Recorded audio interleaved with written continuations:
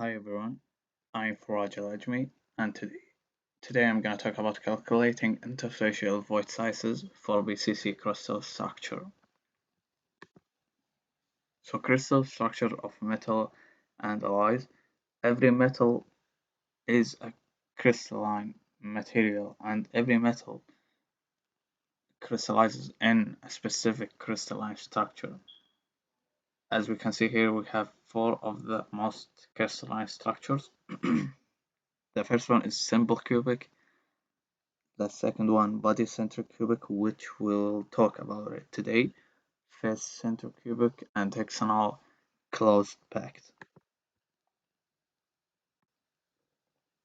So we have here body center cubic structure example on it, and as you can see here in the animation, we have one atom in the middle and 8 corners, and in the 8 corners we have 8 atoms. As you can see, it becomes a body centered cubic. So moving on to lattice parameters of body center cubic, we have here a formula of A equal to 4 R and over square root of 3, and APF equal to 0 to 0.668. APF means atomic packing factor, and as we can see, it's equal to 0.68. So moving on to interstitial sites. Interstitial sites, we have two types of interstitial sites in body center cubic. The first one is octahedral, and the second one is tetrahedral.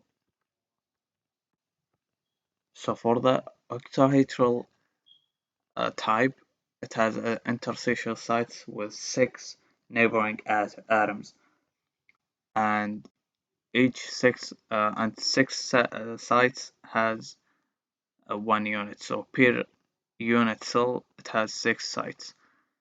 The second type, which is tetrahedral, it has interstitial sites with 4 neighboring atoms and 12 sites per unit cell. So as we can see here in the animation, I'm gonna show you in the animation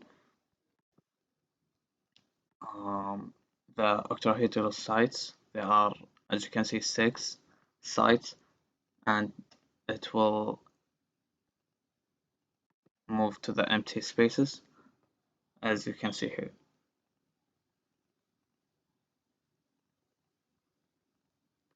And additional to that, here are the octahedral sites. So as we can see here, guys, the red sites are the octahedral sites, and we have 6 of them. And this here, the yellow one, is the tetrahedral sites, and it should be 12 of them, but I just put one just to give you guys an idea where to fill the place in the tetrahedral sites, the atoms. As you can see, it's moved to the empty space in the tetrahedral sites.